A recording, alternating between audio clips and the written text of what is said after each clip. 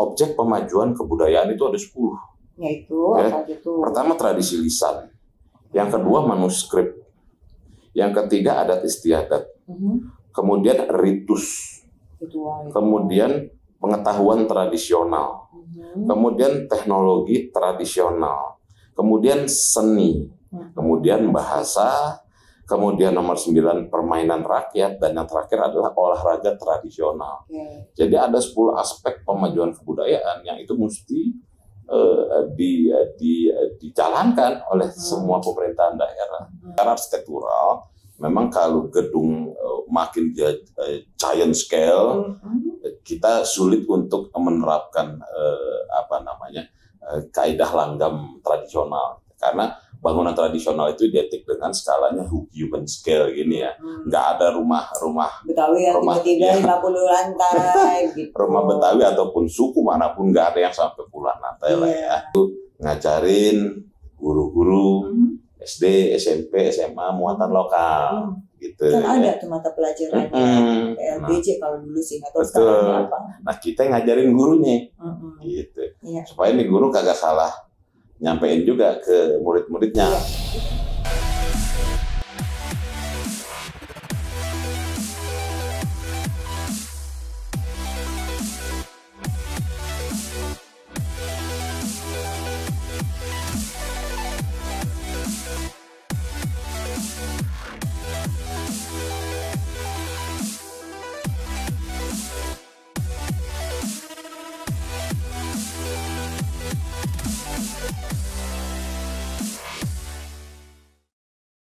Halo Sobat Budaya, kembali dalam podcast budaya dari Dinas Kebudayaan Provinsi DKI Jakarta bersama saya Maudy Kusnaidi, dan mari kita saksikan sama-sama obrolan kita di tema hari ini yang tentunya pasti menarik. Semoga ini menjadi platform untuk mengapresiasi dan juga mengembangkan dan mempromosikan segala sesuatu yang berkaitan dengan seni dan budaya di Provinsi DKI Jakarta. Tayangan ini juga akan dapat Sobat Budaya saksikan di YouTube kami, jadi jangan lupa untuk di-like, di-follow, dan juga di-subscribe ataupun di-share. Pokoknya tetap bersama kami ya. Oke, pada kali ini kita akan membahas tentang urgensi penerapan arsitektur dan ornamen Betawi di Jakarta pasca status ibu kota. Nah, tentu saja kembali lagi bersama narasumber kita yang pernah ngobrol-ngobrol tuh tahun lalu ya. Siap. Kita udah setahun lewat loh Bang Doy. Ini Bapak Dori Herlambang ya, atau biasa dikenal dengan Bang Idoy Dori, dan beliau ini juga adalah tim peneliti dan pengembangan lembaga kebudayaan Betawi. Juga masih sibuk dalam tim ini ya, Bang? Untuk urusan IKN ya, gitu. Baik, ini tadi ngobrol soal urgensi penerapan arsitektur pasca status ibu kota. Emang kita akan berubah gitu? Gimana sih Bang? Ya, bismillah. Jadi berubah ini maksudnya berubah status ya. Berubahnya kan Ibu kota, statusnya. iya. Jadi Secara sifatnya- fisik kita nih, si kota Jakarta ini. Secara fisik sih maka kagak berubah kok. Iya. Jadi jangan dipikir pindah ibu kota tuh Monas bakalan Ikutan pindah. digotong jangan. ke Kalimantan, terus gedung-gedung berapa puluh lantai bakalan diangkut ke sana, enggak juga. Iya. Jadi memang status keadministrasian kota ini dari ibu kota menjadi daerah Khusus Jakarta. Ya. Ya gitu ya Sobat Budaya. Jadi nanti ibu kota kita ini Jakarta akan berubah menjadi DKJ, sebutannya daerah khusus Jakarta. Kira-kira gitu ya Bang. Betul. Nah terus Bang, ini kenapa jadi tiba-tiba ada urgensi penerapan arsitektur dan ornamen Betawi? Bukannya kita emang sudah menerapkan itu sebelumnya? Kenapa harus setelah pasca tidak menjadi ibu kota lagi? Oke. Jadi gini ya, Pak. Memang betul bahwa sebelum-sebelumnya, artinya sebelum marak isu ganti status tadi, pindah ibu kota itu sudah dilakukan, gitu ya. Jadi itu effort dari pemerintah daerah Jakarta, effort juga dari tentunya kelompok-kelompok masyarakat dalam hal ini Betawi dan pegiat kebudayaannya. Nah hanya saja memang masih kurang optimal gitu ya, kurang optimal bahkan kurang maksimal gitu ya. Kenapa? Karena sejumlah stakeholder yang sifatnya dari pemerintah daerah itu masih kurang dalam menerapkan hal-hal yang tadi bersifat ke identitas lokal Jakarta secara fisik ya. Nah kalau mau ditanya urgensinya kenapa baru sekarang? Karena begitu sudah tidak menjadi ibu kota, ini jadi daerah aja gitu. Bahwa kemudian dia ada sifat kekhususan karena memang ada aspek-aspek yang kaitannya dengan regulasi itu punya wewenang tersendiri. Tapi prinsipnya ya dia jadi daerah. Ya, artinya nggak ada kita bedanya juga kayak Jogja, daerah khusus Bandung. Jakarta. Daerah. Iya, berarti kita juga harus menampilkan kembali ke daerahannya lokal Jakarta. Kearifan lokal Jakarta harus muncul. Harus dimunculkan kembali. Betul. Oke, misalnya seperti apa sih? Regulasinya itu seperti apa? Oke, jadi gini, kalau kita tariknya ke nasional aja ya, nasional itu kita sudah punya cantolan regulasi. Pertama UUD 45, itu pasal 32 ayat 1. Ya, itu bunyinya kurang lebih begini ya, negara memajukan kebudayaan nasional Indonesia di tengah perbedaan dunia dengan menjamin kebebasan masyarakat dalam memelihara dan mengembangkan nilai-nilai kebudayaan. Gitu kan? Itu tuh di UUD 45 itu yang ngomong gitu ya. Okay. Turunannya lagi ada yang namanya undang-undang pemajuan kebudayaan. Kalau pasti pernah dengar Undang-Undang Nomor 5 tahun 2017. Itu kan turunan dari UUD ya.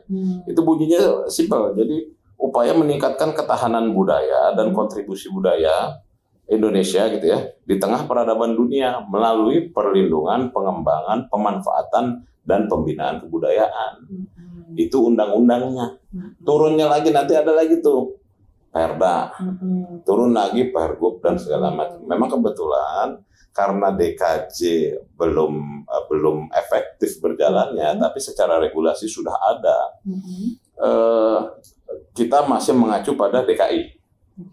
Nah, dalam Perda DKI, Perda DKI kita tahu bersama, Pak juga pasti pernah ingat itu. Perda DKI itu bunyinya kan Perda 4 nomor 2015 tentang pelestarian kebudayaan Betawi. Kemudian ada lagi Pergub DKI 229/2016 tentang penyelenggaraan pelestarian kebudayaan Betawi. Dan seterusnya berbagai pergub yang lain. Artinya bahwa Jakarta ketika statusnya masih ibu kota, regulasi itu sudah ada. Nah, begitu nanti menjadi DKJ, regulasi yang seperti itu harus dibunyikan juga. Otomatis istilah DKI sudah tidak berlaku lagi dong. Ya, ketika statusnya menjadi DKJ. Jadi khusus Jakarta. Betul. Dan itu harus ada regulasi yang baru mengatur, memastikan keberlangsungan pemajuan kebudayaan tadi. Dan ini berkaitan dengan identitas kota Jakarta dengan kearifan lokal. Iya dong, harus. Ya. Dan itu aspeknya nggak hanya bangunan. Apa aja? Jadi kalau kita bicara kearifan lokal itu kan ini berlaku di semua provinsi ya, karena pemajuan kebudayaan tadi itu berlangsung penerapannya itu di seluruh Indonesia ya, dari Sabang sampai Merauke di tiap provinsi, dan mereka sudah ada aturan panduannya gitu ya. Jadi kalau kita bicara, maaf saya mesti ngebunyiin juga nih. Kalau kita bunyi objek pemajuan kebudayaan itu ada 10. Yaitu ya. Apa itu? Pertama tradisi lisan, yang kedua manuskrip, yang ketiga adat istiadat, kemudian ritus, kemudian pengetahuan tradisional, kemudian teknologi tradisional, kemudian seni, kemudian bahasa, kemudian nomor 9 permainan rakyat, dan yang terakhir adalah olahraga tradisional. Jadi ada 10 aspek pemajuan kebudayaan yang itu mesti dijalankan oleh semua pemerintahan daerah. Jakarta tidak terkecuali. Begitu dia jadi daerah biasa, kudu kok nggak ada lagi urusan sama ini ibu kota, harus ini begini apa kata pimpinan pemerintah pusat kayak lagi begitu. Iya, sekarang udah masuk ke daerah ya. Daerah kita. Gitu. Jadi kearifan lokal, konten lokal itu bunyi bener-bener. Apa nanti yang dicanangkan atau yang ada dalam perencanaannya Bang Ido? Aku manggilnya Bang Ido soalnya. Ini udah pertemuan kita beberapa kali soalnya. Apa Bang? Ya, jadi gini, karena saya sih sesuai dengan kapasitas saya ya, kompetensi saya, artinya kalau karena saya punya kompetensi dan background arsitek, tentunya saya berpikirnya pada frame infrastruktur kota. Ya, artinya kita bicara kota secara fisik. Kota itu kan sebenarnya banyak layer kok. Kalau kita bicara kota itu tidak hanya bangunan gedung, ada sosial, ada hukum, ada segala macam, itu layernya banyak sekali, itu yang namanya kota. Nah, kalau kita bicara fisik saja, infrastruktur saja, itu berarti kita bicara bangunan-bangunan. Bangunan itu bisa bangunan komersil, yang kayak mall, ruko, bisa juga bangunan bisnis, perkantoran yang tinggi-tinggi, bisa juga bangunan pemerintahan dengan model berbagai bentuk, dengan skala yang berbagai bentuk, ya, dari mulai skala gubernur sampai skala kelurahan. Kemudian kita bicara fasos-fasum. Itu ada puskesmas, pasar, halte bus, terminal. Kita bicara lagi jembatan penyeberangan orang, infrastruktur. Ada underpass, ada flyover, ada jalan tol, segala macam. Artinya kalau kita bicara fisik kota, itu memang identiknya dengan tampilan visual dalam skala 1:1. Lantas apa sih kalau dikembalikan ke urgensi tadi gitu ya? Kita nggak bisa nyuruh orang tiap hari pakai kebayang, Jim. Nggak bisa nyuruh orang pakai baju sadaria. Nggak bisa nyuruh orang Jakarta makan tiap hari bubur AC atau telur gitu ya. Atau disuruh ngomong logat atau bahasa Betawi sehari, nggak bisa. Tapi kalau bangunan itu kan dia benda mati yang tiap hari kita liwatin, yang tiap hari diem di situ, nggak perlu kita perintah-perintah dia berganti-berganti gitu kan. Itu kudu. Jadi dia sesuatu yang memang physically, permanently gitu ya. Dan dia penanda sebuah tempat, kalau bahasa arsitek itu landmark. Jadi sesuatu yang menjadi ciri khas lokasi. Berarti ini akan berlaku kepada semua yang tadi Abang sebutkan, atau nanti kepada yang baru-baru gitu, atau gimana nih, Bang? Jadi segmented artinya begini, ada pengelompokan terhadap nggak semuanya juga, misalkan sampai ke rumah tinggal itu, lu pada mesti kudu pakai gigi balang gitu ya. Iya, kan ada Bang, misalnya ada pembangunan baru gitu, terus diusulkan untuk tetap menimbulkan ciri daerahnya gitu. Kalau dimaksa. Kalau konteksnya rumah tinggal, mungkin dia itu berlaku bagi kawasan tertentu yang memang dia masuk kategori kawasan khusus, cagar budaya gitu ya. Kalau kita tahu tuh ada Setu Babakan, Jagakarsa, kemudian dulu Condet gitu ya, dan beberapa titik lainnya gitu ya. Cuman memang efektivitasnya tidak begitu terasa gitu ya, karena memang ya satu dan lain hal ya, regulasinya juga kurang ya. Tapi kalau mau ditanya apa aja nih bangunan-bangunan yang kudu gitu ya. Pertama seperti yang tadi saya bilang kok, memang ada kategorinya. Tapi yang paling pertama adalah bangunan pemerintah. Yang pertama bangunan pemerintah. Kita bicara Jakarta kita bicara Jakarta. Bangunan pemerintah mulai dari gubernur, dari kota, kemudian dewan, kemudian wali kota kantornya, kemudian kita bicara dinas-dinas kantor, kita bicara kantor kecamatan, kantor bupati juga, terus kantor lurah sampai yang terendah gitu ya. Bahkan kalau emang kantor RW dibiayain oleh APBD, bahkan itu menjadi sesuatu yang harus gitu ya. Artinya bangunan pemerintahan dalam konteks pemerintah, koordinasian.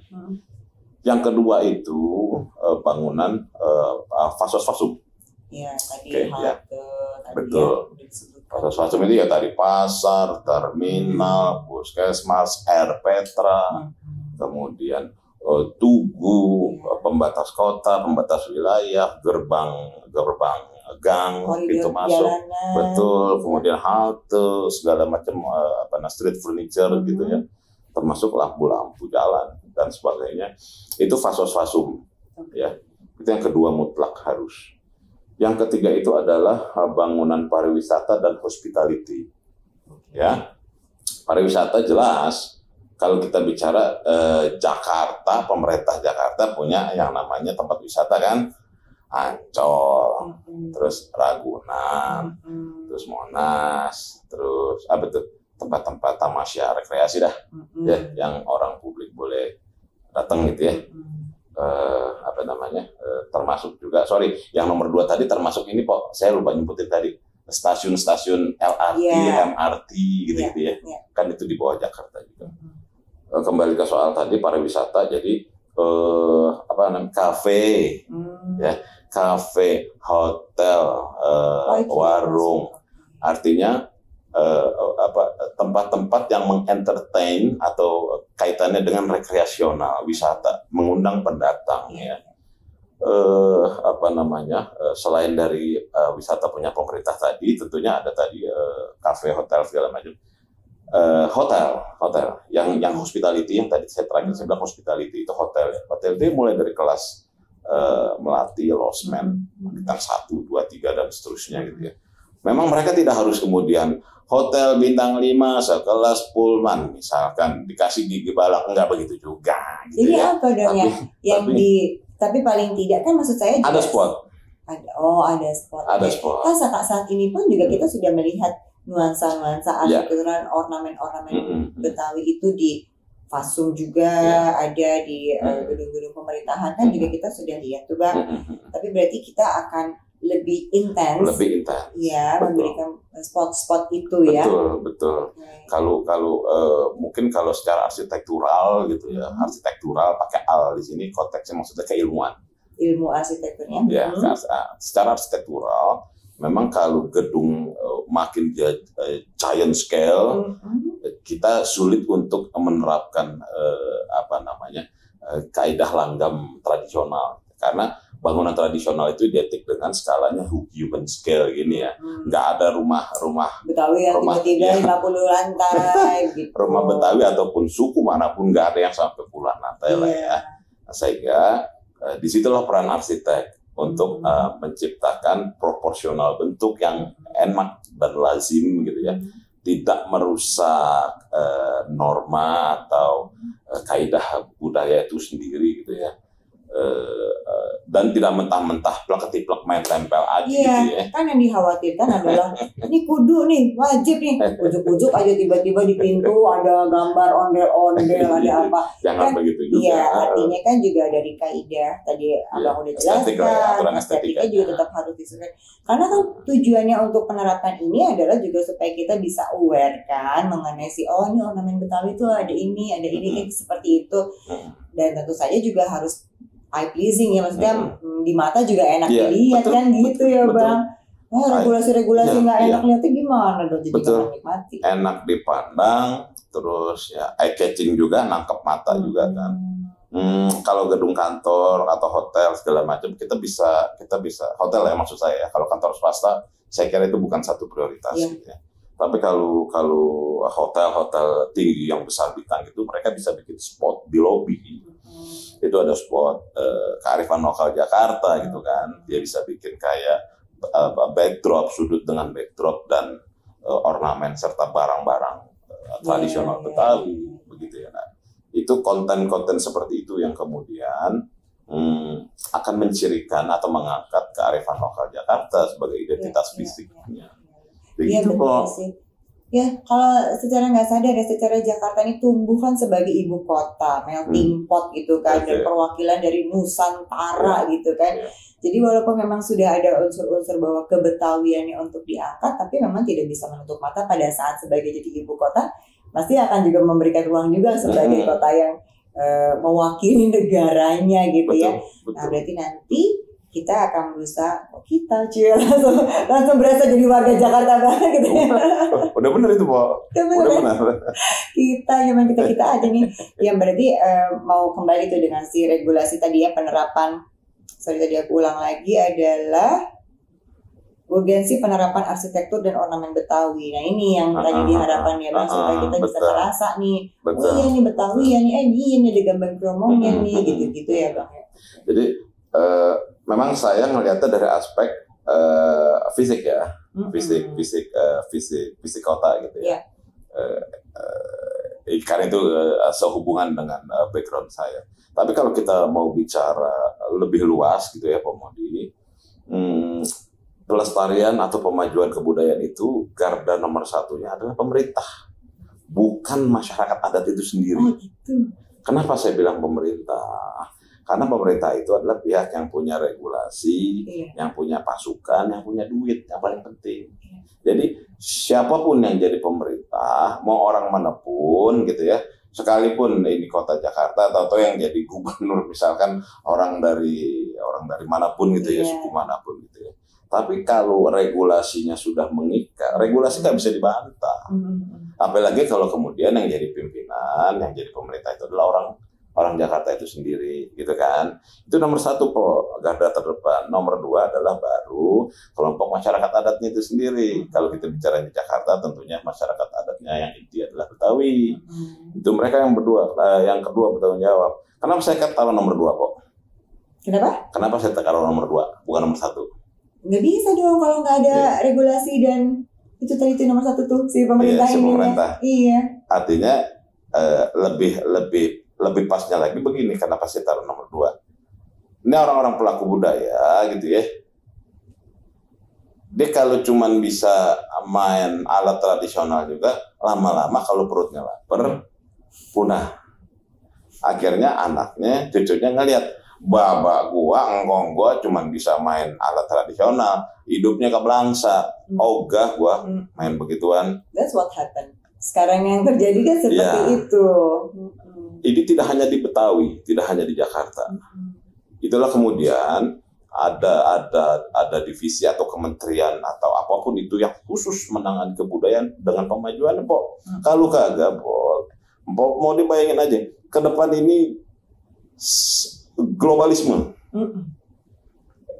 Yang namanya batas dan wilayah negara itu hampir dikatakan borderless sekarang. Iya. Semuanya sudah transnasional. Apalagi ada yang namanya teknologi, internet, itu lintas batas, nggak kenal waktu. Iya. Kok tahu, saya nggak mau nyebut merek, kelompok usaha teknologi internet dari luar negeri, Amerika, dia sudah bikin satelit ribuan ditebar di seluruh dunia. Jadi kita nggak perlu lagi handphonean pakai internet, ngandelin provider, pakai yang merek tadi itu langsung, dan itu kecepatannya luar biasa, dan itu punya orang luar negeri, dan itu pasar bebas, nggak ada yang larang. Sehingga kita harus mati-matian menjaga aturan main, aturan operasional. Disitulah termasuk kebudayaan kita yang terancam. Gitu ya. Artinya apa? Bahwa persoalan kebudayaan ini persoalan yang krusial untuk diopenin, diurusin, ya. Tapi tadi kan Abang boleh bilang bahwa yang punya peranan penting banget di pemerintah nih. Ya. Habis itu baru nih orang lokalnya nih, iya kan? Kelompok masyarakat adatnya. Iya. Okay. Terus yang geng-geng pelaku industri pariwisatanya. Ya. Nah, ini yang nomor 3 yang baru saya akan sampaikan adalah yang terkait, yang punya concern dengan pelaku budaya tadi, pelaku kelompok tadi. Artinya ya pengusaha yang berkaitan dengan tadi, entah itu makanan, hotel, kuliner, wisata segala macam, artinya punya concern khusus dalam konteks kebudayaan tadi.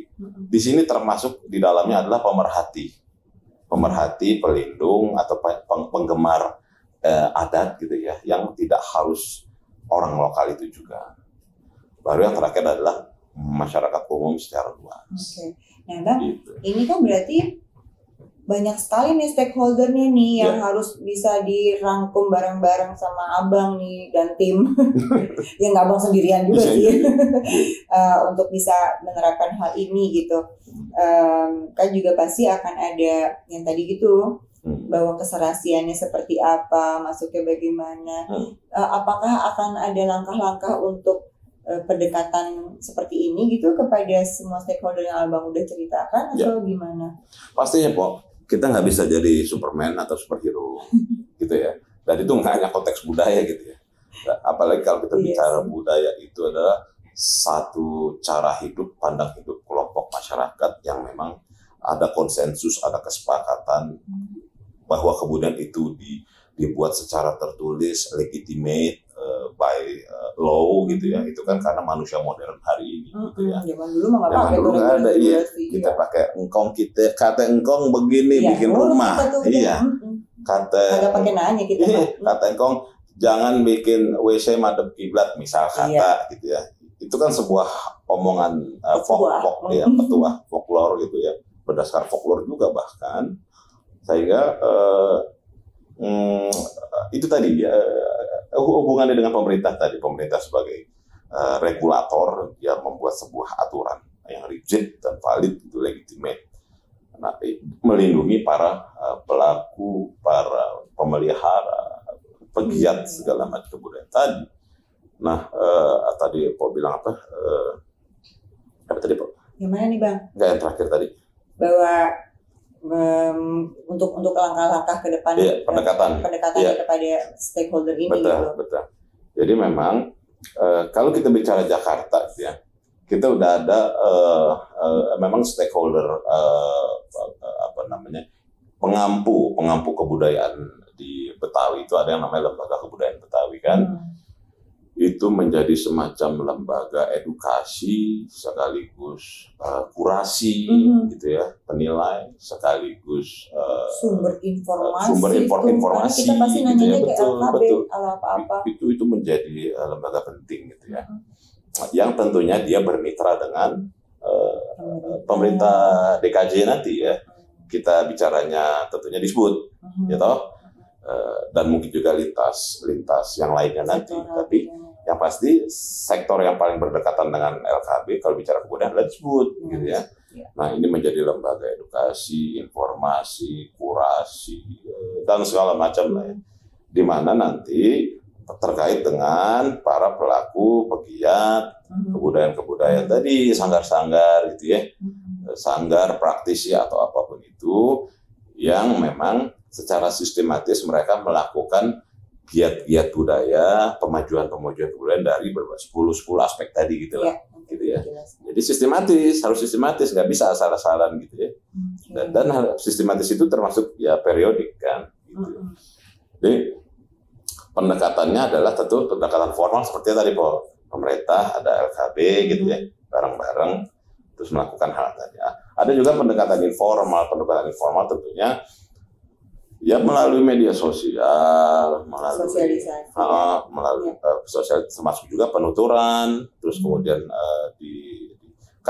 kalau nggak salah saya pernah bilang sama Mpok LKB itu bekerja sama dengan dinas pendidikan itu ngajarin guru-guru SD, SMP, SMA muatan lokal. Gitu. Kan ada tuh mata pelajarannya PLBJ kalau dulu sih atau sekarang apa. Nah, kita ngajarin gurunya gitu. Supaya nih guru kagak salah nyampein juga ke murid-muridnya. Itu juga yang menjadi salah satu yang penting ya Bang, menurut kami, bahwa untuk bisa menerapkan si regulasi ini atau itu kan juga harus ada pakem-pakem yang ingin disampaikan supaya nanti tidak salah pada saat aplikasinya.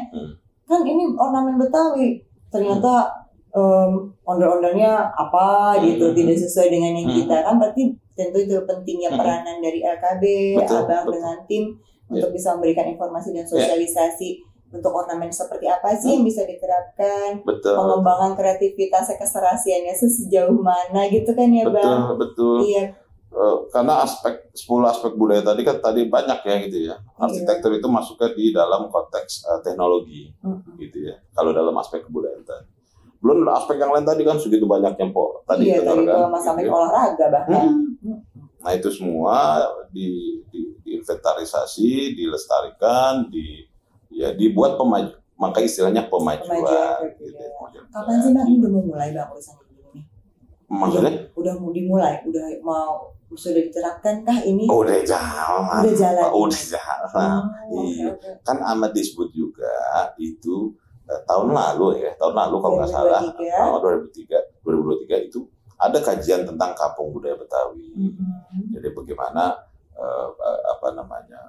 spot-spot kawasan di 5 atau 6 wilayah Jakarta dikaji, dipilih tentunya secara akademik ya, ada kajian akademiknya sampai nih ketemu di titik-titik di 5 wilayah tadi, kampung budaya gitu ya. Nah itu upaya yang patut diapresiasi juga buat Disbud gitu ya, dalam rangka pemajuan kebudayaan tadi, karena spot-spot kawasan budaya tadi itu tentunya ditindaklanjuti dari 10 aspek tadi itu, ya lingkungannya juga segala macam, yang 10 aspek pemajuan kebudayaan itu aja tadi itu. Oke Bang. Begitu Pak Modi. Sip, untuk menutup perjumpaan kita apa nih yang mau disampaikan sama Sobat Budaya? Karena Sobat Budaya juga pasti punya andil nih dalam penerapan ornamen Betawi nih, walaupun kita udah dibagi mana, tapi kita semua sebagai warga Jakarta tetap punya peranan ya Bang untuk bisa mengambil ini. Silakan Bang. Betul. Oh, saya mesenin gitu. Iya, mau ngomong apa nih Mas Sobat Budaya nih, kita ada di sini gitu. Iya, yang jelas begini. Pertama sih pesannya tidak hanya ke Sobat Budaya ya, tapi juga ke pemerintah juga gitu ya. Bahwa Jakarta pasca status ibu kota itu sama dengan daerah sebagaimana yang lainnya gitu ya. Yang berubah hanya status administrasinya, tapi secara fisik kita tetap. Nah, ada konsekuensi logis dari status administrasi yang berubah tadi, yang tentunya kudu kita jaga bareng-bareng. Apa itu tadi? Kearifan lokal, kebudayaan. Jangan sampai ibu kota udah kagak, kita dijadiin tempat yang nggak jelas identitasnya gitu ya. Masa Jakartanya jadi nggak punya identitas ya kan? Maksudnya tadi lupa ngomong, kan kita ada kota global. Jakarta kemudian kota global. Loh itu lebih ngeri lagi kalau istilah global kagak. Global kan berarti benar-benar lepas. Sebagaimana kalau kita datang, ini kita di Tokyo apa di Sudirman sih? Nggak jelas. Jadi harus ada identitasnya. Itulah peran pentingnya ya. Kenapa Bapak Dorian lama ini membicarakan soal ini, karena memang itu kepentingan kita untuk tetap memegang identitas kita, gitu. Betul. Ya. Mudah-mudahan Sobat BI bisa mengikuti ya pemahaman kita soal ini, karena kita juga bisa ambil bagian dalam hal ini. Oke, jadi tadi sudah dijelaskan apa yang disampaikan sama Bang Doi. Aku enak-enak aja ngomongnya abang aja. Perubahan status dari DKI, dari daerah khusus ibu kota Jakarta menjadi daerah khusus Jakarta, ini justru adalah momentum yang tepat untuk kita semua warga Jakarta memajukan kembali budaya Betawi. Kalau dalam pembicaraan kali ini memang dalam bentuk fisik ya, gedung-gedung dan sepertinya sudah dibahas bersama-sama sebagai penguatan kota Jakarta. Nah, ini juga salah satu kesempatan kita semua untuk menjaga dan mempertahankan warisan budaya arsitekturalnya Betawi sebagai bagian penting dari kekayaan budaya Indonesia, gitu ya. Bang Doi, makasih banyak ngobrol-ngobrolnya. Selamat bekerja keras supaya mewujudkan identitas kota Jakarta di bangunan dan fisik kita. Nanti kita kapan-kapan ngobrol lagi ya Bang ya. Ya, Sobat Budaya, terima kasih juga ya sudah ngobrol-ngobrol bersama kita pada episode kali ini. Silahkan kalau ada usulan, ada tema, pertanyaan, jangan ragu untuk menghubungi kami di akun media sosial @disbud_dki ya. Jangan lupa juga untuk like, subscribe, dan share podcast budaya ini. Dan untuk mengetahui tema-tema apa aja sih nanti di episode berikutnya pasti menarik. Saat ini saya Maudy Kusnaidi pamit dulu di hadapan Anda. Sampai ketemu lagi. Ya, pamit dulu ya kita Bang. Dadah.